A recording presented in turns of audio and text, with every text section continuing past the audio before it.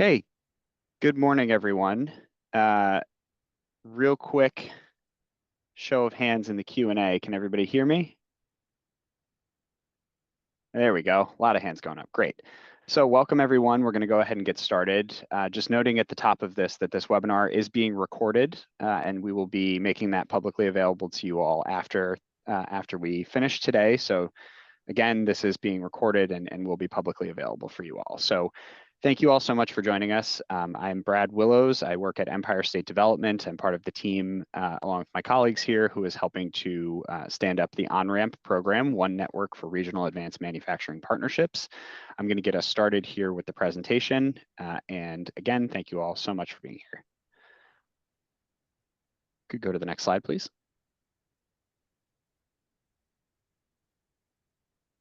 So OnRamp, as I'm sure you're all aware, is a new state-level workforce development initiative. It is a $200 million program in the fiscal year 2025 state budget that is going to fund a new network of 4 workforce development centers focused on advanced manufacturing in eligible regions upstate, including a flagship location in Syracuse.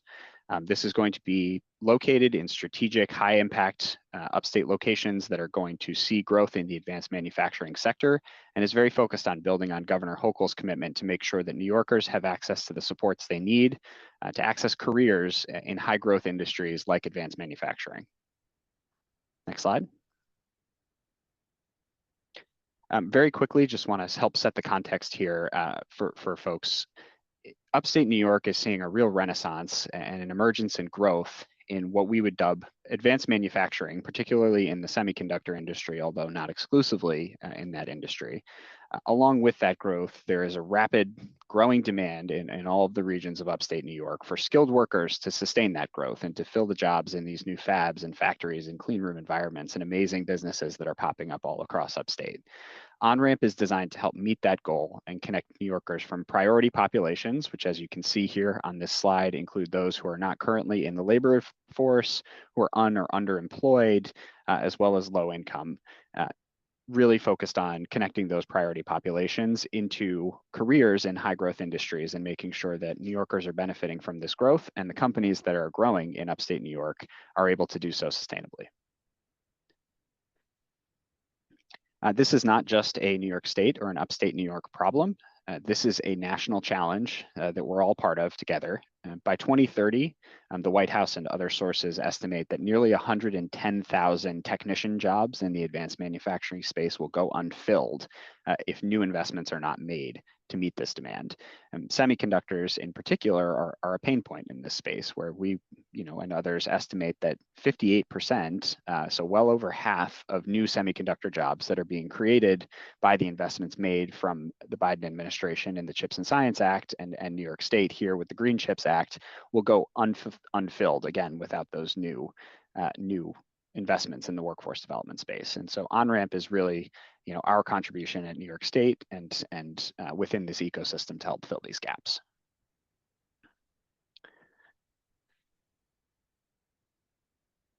As we've said, there are going to be 4 of these centers located in strategic communities upstate.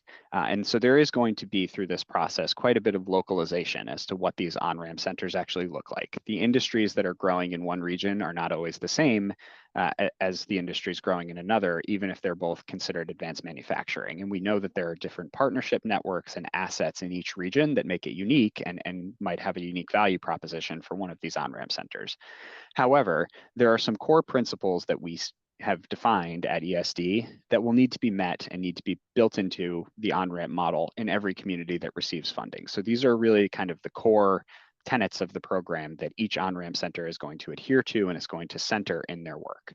One is a commitment to access and equity. Again, this is the focus on the priority populations that I mentioned and making sure that these centers are driving towards outcomes for folks who have historically been on the outside looking in. This is going to mean the creation of what we would call effective active workforce pipelines. So these are training programs that lead directly into the workforce and into credentials and into jobs. So this is not training for training's sake. This is training where the job placement and the workforce aspect of this is heavily baked into the model. There will be data-driven performance management required by and used by each of these on-ramp centers. You will collect a ton of information and use that to tweak the program to make sure that the training, wraparound services, and everything else that we're going to be speaking about are available across the board and are being updated on a regular basis to create the most impactful outcomes that we possibly can. The development of active industry partnerships is going to be very important, and I would put emphasis on the word active. We are very focused on making sure that industry in the advanced manufacturing and other aligned sectors are part of this model, are helping to inform training on a regular basis. And again, that those training pipelines that are being built are focused on jobs that are actually there in the region. And finally, there's going to be a heavy focus on wraparound supports for program participants to ensure that we're mitigating barriers to participant success in these pipelines. And I apologize, I should have said at the top, please use the Q&A box for any questions that you might have throughout this webinar. We'll be stopping a couple of times to address them, my colleagues and I. So if you have questions throughout, please don't feel like you need to hold them until the end.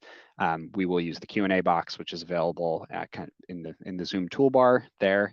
And I should note that there are a lot of attendees on today, so we may not get to every specific question. We're going to do our best to answer all of them in substance, and we'll have contact information available for you at the end, where if you have more specific questions or you didn't feel like your question was answered, you can follow up with us and get a direct answer.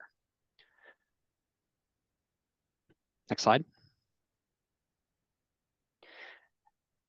Again, before we really start talking about the process and the grant and the guidelines and everything, we really just want to drive this home, that this is all about establishing these 4 dynamic consortium-based manufacturing workforce training centers. And really, the point we want to make very clear is that these are not only intended to serve as a resource for job seekers and as a place where training services are centralized and folks are able to go and find a path into the workforce. This is also intended to serve as a centralized resource for employers. So as an advanced manufacturer in one of the regions grows and they look to hire skilled technicians or whomever it might be that they need to succeed, they know that the on-ramp program is somewhere that they can go to turn to receive talent essentially from that pipeline that they've helped create.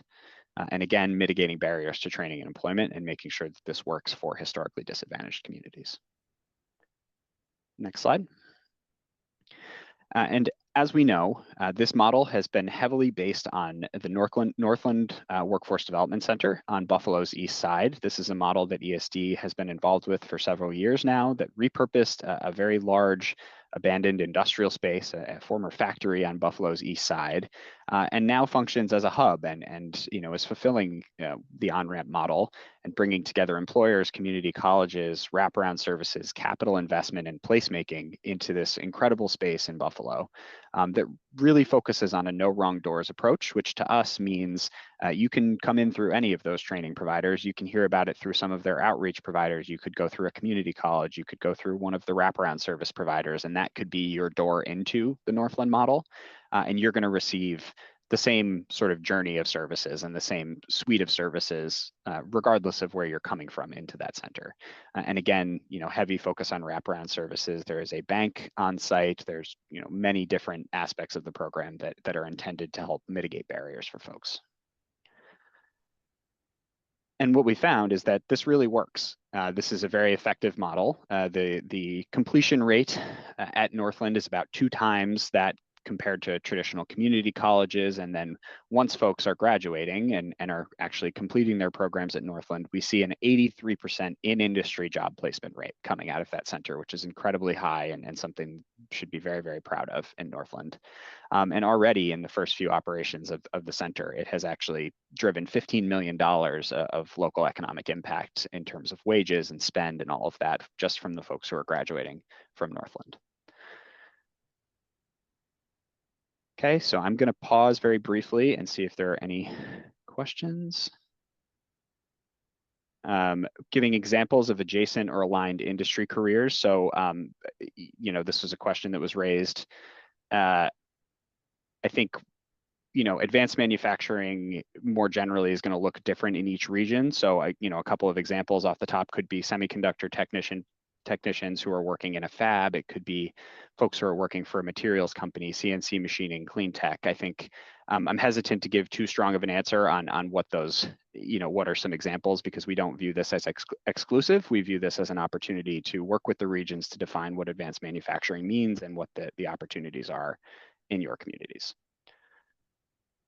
So with that, I am going to turn it over to my colleague, Ashley McCluskey, who's going to talk more specifically about the on-ramp process and the grant and implementation. Thanks, Brad. Good morning, everyone. Ashley McCluskey here with Empire State Development. And as Brad said, I am now going to get into a little further detail on the implementation of the on-ramp program. So as Brad said, in addition to the Syracuse flagship facility, 3 additional centers will be competitively selected from the 6 eligible upstate regions. So applicants will really need to demonstrate their ability to bring together a partnership-based consortium similar to the model that Brad talked about earlier to really detail and eventually deliver the on-ramp program model. So the 3 competitively awarded centers will initially be eligible for planning funds to develop a detailed roadmap for implementation of the center in their region. This strategic planning process will really focus on identifying the framework and the core functions of the center, identifying the partners and what services they will be delivering, defining the physical space requirements for the center, and developing an operating budget and financial sustainability plan for the center. So this process should incorporate various stakeholder, partner, and community engagement strategies to really ensure that the services ultimately provided at the center are responsive to the needs of the community and address the barriers that the populations being served by the center in your particular region are facing. And then upon completion of that business plan process, ESD will make awards to those 3 centers for implementation funding, which will include capital and operating expenses. Next slide. So you can see here the 6 upstate regions that are eligible for on-ramp center awards. These targeted regions, as Brad touched on earlier, really where we're seeing a growing demand for workers in the advanced manufacturing sectors. So applicants will need to demonstrate that in their application. They'll need to show the existing and projected demand for advanced manufacturing careers in their region and demonstrate how they will be working with industry partners that will be a part of the on-ramp center. So 3 centers will be competitively awarded from these 6 eligible regions with a maximum of 1 center per region. And this is just another visual to re-articulate that. The 6 eligible regions are on the left. From that, 3 centers will be selected, initially receiving a planning grant, followed by the implementation awards upon completion of that full business plan. Next slide. So the 3 selected centers, as I mentioned, will receive a $300,000 planning grant to develop a full business and operating plan and undertake the extensive community stakeholder engagement and coordination that's really necessary to establish the on-ramp center model that we're looking for here. For this planning grant, a 10% match requirement is required here, and that can include in-kind services. And then following the business plan completion, those 3 centers will be eligible for implementation funding to be used for programmatic expenses related to delivering the center and capital expenses to support the necessary facilities and equipment for the center. So this is up to $20 million each for capital and operating expenses, and a 20% match is required here. And the level of implementation funding will be based on the final business plan and budget that is completed during the planning phase. And I'll get into a little further detail on those eligible uses shortly. Next slide. So to get back to what we're looking for from the applicants, so the applicants should represent a consortium of training providers, support service providers, and industry partners that will be involved in the development and operations of the center. And they'll need to be represented by 1 single lead applicant organization who will lead the development and execution of the project. So you can see on this list here the various eligible entities that can apply as that primary lead applicant. Next slide. So this lead applicant must be able to demonstrate that the consortium that they represent can deliver the core functions of the on-ramp model that we've been talking about, which include providing a range of advanced manufacturing workforce training, particularly those leading to industry relevant credentials and certifications. They'll need to demonstrate that they'll be able to support participants with the wraparound services necessary to help eliminate the barriers to successful participation. Able to connect workforce training directly to industry needs within the region and use relationships with the regional employers to inform the curriculum development at the center. And lastly, establish a physical location for central delivery of services. So prioritizing proximity and reasonable access for priority populations that will be a focus of the training here at the center. Next slide. So here are some of the qualifications and requirements that we'll be looking for from that lead applicant organization in the application. This is all articulated in the full program guidelines, which are available on the ESD website. Really looking to ensure that the lead applicant organization has the capacity and experience to build the partnerships and the coalition that we're looking for here with this model. So applicants will need to demonstrate some of these requirements at a high level in the application, understanding that you'll be drilling down further into these areas and fine-tuning some of these projections during the planning process. But again, the goal for this initial application is to understand the structure of the center at a high level. So some of the requirements include, a draft budget for the planning process and demonstrating the ability to meet the 10% match requirement, submitting a high-level overview of the proposed training and services to be offered at the center, again, understanding that that will be subject to refinement during the planning process. Also submitting letters of support from expected industry partners, partner organizations, as well as the respective Regional Economic Development Council from the region where the proposed center is located. Next slide. So I'll just get into a little bit more specifics on the eligible uses of the funds for the grant, for the planning grant, which again is $300,000. This can include enlisting consultants to provide support to undertake the community stakeholder engagement process. This grant can cover staff and consultant costs, as well as studies, surveys, or other reports focused on the sites or facilities that are under consideration for the on-ramp center. And again, a 10% match is required here, and that can include in-kind services. Next slide. And then following the completion of the business plan, the 3 centers will be eligible for implementation funding to be used for programmatic expenses related to delivering the center. The centers will be eligible for up to $20 million for operating expenses over no more than 5 years. So the intention is that state funding will decrease over time as the centers establish sustainable operating models. These operating expenses can include curriculum development, marketing expenses or outreach activities, participant stipends, wraparound services, and educational supports, to name a few. The full list is included here and again is also located in the program guidelines. Next slide. And the centers will also be eligible for up to $20 million for capital expenses to support the development of the necessary facilities and equipment for the on-ramp center. This can include eligible expenses such as the purchase or installation of machinery, equipment, and furniture and fixtures, fit out and renovation of existing building, or new construction or expansion of a building, and soft costs of up to 15% of the total project cost. Again, the full list is included in the program guidelines, and a 20% match here is required as well. Next slide. So applications for the on-ramp program will be collected via the Consolidated Funding Application, the CFA portal. The deadline for these applications is December 2nd.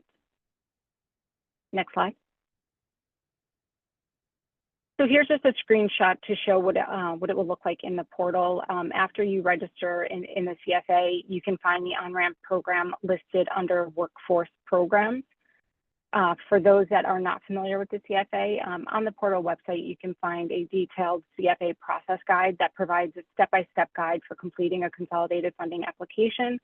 You can also view and download the CFA questions for the program in advance so that you can review those outside of the system and get an understanding of what the questions are and what information we'll be looking for in the application. Next slide. So I'll just conclude the presentation with an overview of the anticipated timeline for rollout of the program. So the program in September, Governor Hochul issued a press release launching the application for these 3 competitively selected centers. The full program guidelines are posted on the ESD website. These cover all of the specifics of the program that we highlighted here today and go into a little bit further detail. The application deadline, again, as I mentioned, is December 2nd. And those applications are collected in the CFA. We'll be looking to make awards end of the year, early next year, and immediately begin the planning process.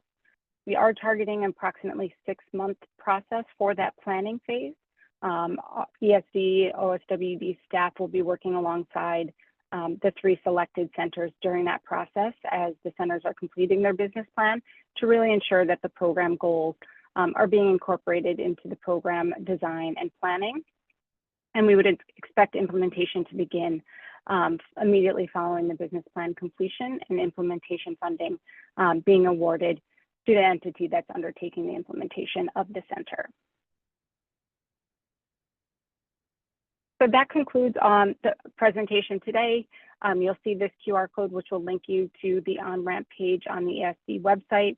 As Brad mentioned, here is also the workforce@esd.my.gov email. You can direct any specific questions to that email, and we'll be happy to offline on any particulars or questions you might have as you're thinking about this within your region. And I will turn it back over to Brad, who's been monitoring the Q&As that have come in, and we'll start to answer any questions that we have pending right now. Sure. So just to reiterate a couple questions that have come in, the question is, will planning grants be limited to only the 3 regions who would then work towards the larger capital and operating grants? The answer to that is yes. Again, we will be selecting 3 on-ramp regions that will receive the planning funds and be working towards an application to ESD for the capital and operating grants. Second part of that question is, if one of the planning grant recipients is unable to proceed, will the original applicants be reconsidered? I think the answer is yes. In a hypothetical situation like that, we would be still seeking, because that is what the program is intended, to have 4 of these centers. So that is our ultimate goal. Second question is, are there any funds available to support applicants in putting together the application for the phase 1 planning grant? The answer to that is no. We are unable to support any activities that take place prior to an award being made in the on-ramp center. Those are ineligible expenses. So there is no funding from ESD available to put together the application for the first stage, nor would we be able to reimburse costs that were undertaken prior to the beginning of the grant, which would be the award date. Another question we had is about the Northland model a bit, and how SUNY and other private community colleges or private institutions may be able to plug in. The question is basically, is there a role for SUNY institutions to be playing within an on-ramp center? The answer is absolutely yes. We do see a role for community colleges and other formal higher education institutions to play a role as trainers and to be integral to the model. At Northland, several institutions actually have a presence there and are delivering services on site. For example, Alfred State is there, and they have an electrician program that they run on site at Northland. So the answer is yes, absolutely. Ticking through a little bit more here, can the on-ramp center be one central location and multiple satellite locations throughout the region based on employer location? The answer is we would want to ensure that there is a centralized location with a placemaking aspect that is part of the on-ramp center, that is really part of the model. We would consider satellite locations if it makes sense in the region. So again, the overall goal here is to drive the model in region in the best way that you all think you can, given the principles that we outlined earlier. So we would certainly consider that, and would welcome whomever, if there are very specific questions, please do send an email to this address here, and we can have a discussion. Are there any forums that we support in helping to plug you all in as interested parties in with the consortium that might be coming together in your regions? For this question, we are going to direct you to our regional offices. So the regional directors are very aware in each of your economic development regions, about the on-ramp program and are helping to organize, the community in that way. So we would encourage you, if you're looking around thinking, who do I need to talk to get involved with this, please do reach out to your ESD regional office, and they'd be happy to assist you with that.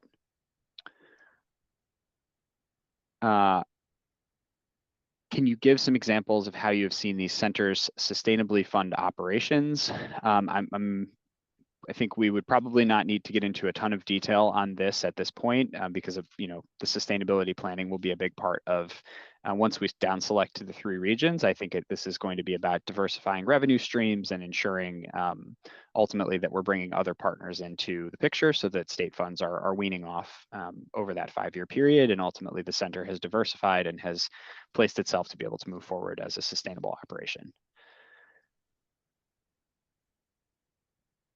So again, getting a bunch of questions about how to get in touch with folks in your regions.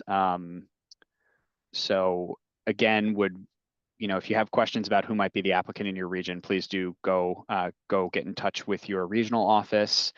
We have a question about how to find out your regional office. So we can, that information is available on the ESD website. So if you just Google Empire State Development regional offices, you should be able to find that. We can also include a link to that information in our follow-up here. So if you need help, I would also just say, please reach out if you need help navigating, getting in touch with someone. You can send a note to this workforce email and we'd be happy to help there. Got it, thank you. Are we looking for one application for each region, or will we consider more than one in each region? One award per region is the standard we're going with. And Ashley, maybe you want to jump in here.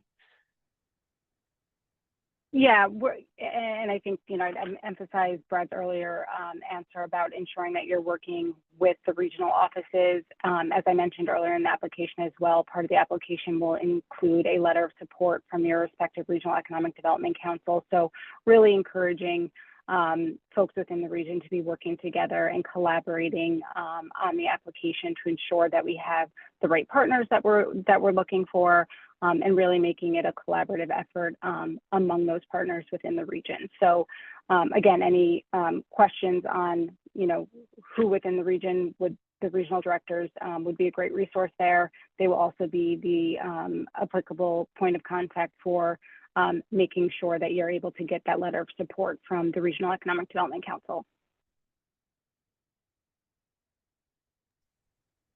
Thanks, Ashley. Got a question just confirming that the planning grant timeline is expected to be about 6 months, and the expectation is that the applicant would spend their up to $300,000 planning grant within that 6-month time period. Yes, that is correct. So it is an up to, so we want to understand up to $300,000. What resources do you need in order to complete the planning process that we've set out for you? And that money is expected to be spent in that process to be completed within about 6 months. Again, that's a timeline that we're working under now and would be fully detailed to the awardees. So again, yes, planning grant timeline 6 months. When we say we want a central location with placemaking, would the capital fund potentially be able to support on-site wraparound service capital expenses like daycare, housing, other placemaking elements? I think we would want to understand specifically what each region is planning to spend the capital on, but broadly speaking, the capital expenses can support direct investments in the on-ramp center. And if that includes infrastructure that might be needed to accomplish some of the key wraparound services that are part of the model, then yes, that is something we would consider. If you have specific questions, again, I'm going to direct you to this workforce email and we'd be happy to talk about any more specific questions you have in that space. The match for the planning grant can be in kind. Is that true for the implementation grant? Ashley, you want to take that one? Thanks, Brad. Yeah, for the implementation grant, that 20% is a cash match requirement for that one. Again, if there's specifics on what can be included there beyond that, but that 20% is not just in kind for the implementation grant. Those are cash match requirements. And then a following question, are these funds expected to be reimbursement based? Yes, so these, both the operating and capital would be in reimbursement base, and we'll be working. They're similar to our OSWD grants and the way those funds are going out the door, and we'd be looking to work with the centers on figuring out a phased approach to that to ensure that the applicants are able to get funding phased in, since these are large awards. So we would figure out the right approach to that phase aspect for the reimbursement model. But yes, they are reimbursement based. Next one is there a presence for the hub spoke model for the center? It seems implicit. So not going to get too much into what ESD's specific preferences on what these models are going to look like at the local level. And what we would say is we would guide you to, within the confines of the principles that we've laid out today, we want to understand what is best and what proposal you would put forward to best serve and to best accomplish the goals of the program within your region. And if that's a hub and spoke model, then that's what's going to make the most sense for your proposal. Then we want to talk about it. So can two regions collaborate on an application and work together for the project? These are regional based, so we're going to be making awards based on economic development region. So I think we would anticipate that we would ask consortia to stay to that regional approach. That said, collaboration is great, and we would welcome opportunities for you all to connect among the regions. Again, I would highly encourage you to get in touch with your ESD regional offices on specifically what the consortium that might be shaping up in your region looks like. Four-year SUNY universities are not eligible to apply as the primary lead. Is that correct? Again, OnRamp is going to be focused on other training paths than four-year college degrees and graduate degrees. So this is very much geared towards advanced manufacturing technician training and sort of sub-bachelor's educational attainment. Certainly community colleges are going to have a huge role to play here, but again, the OnRamp program is very much focused on educational pathways that are not four-year degrees and graduate degrees. And will there be any MWBE requirements related to the design or construction of the new center? I think the answer, Ashley, I'm going to punt that one to you. Yes, thanks, Brad. Yes, there would be MWBE goals assigned to the capital projects. And if there's specific questions on that in further detail, again, happy to offline to answer that any further. But yes, there would be goals assigned to capital.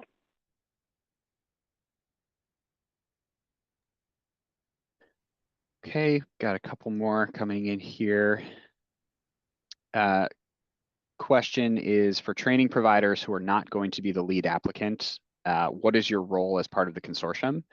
I think that's the answer, is that the training providers would be in the OnRamp Center, actually able to deliver their services in the centralized location through the centralized model, helping their students. So folks who might be coming through some of the programs, you would be plugged into the model and able to access sort of the more robust set of supports and environment that the OnRamp Center will be in, as opposed to just one training provider.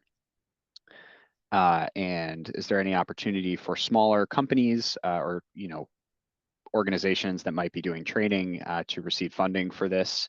Yes, that would be part of the consortium model that we'll have to develop. So we're not dictating to you all that the money must go to any part of this consortium. That would be on the applicants to understand how that money is going to be spent. But absolutely, training is going to be an eligible expense for the operational grant. So smaller organizations, any organizations that are delivering training that is going to be part of the proposed OnRamp model in the region would be eligible to receive funding through that. If there's only going to be one center per region, what does that mean for more rural regions with broadband and transportation issues? Again, if you have very specific questions about your regional context, we would encourage you to speak with your ESD regional representatives about how to overcome those barriers. But what I will say is, internet access and location on transit lines and making these centers accessible as broadly as we possibly can to regions is going to be a key aspect of program design. So these are things that we would be looking to the regions to address in their applications. And again, if you have very specific questions about your context, reach out to us individually.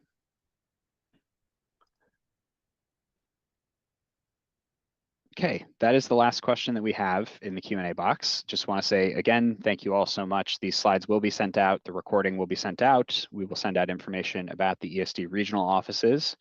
We appreciate your time. We appreciate your interest. I'm going to give it about another 10 seconds here to see if any other final questions come in. Otherwise, thank you all very much, and we hope you have a great day.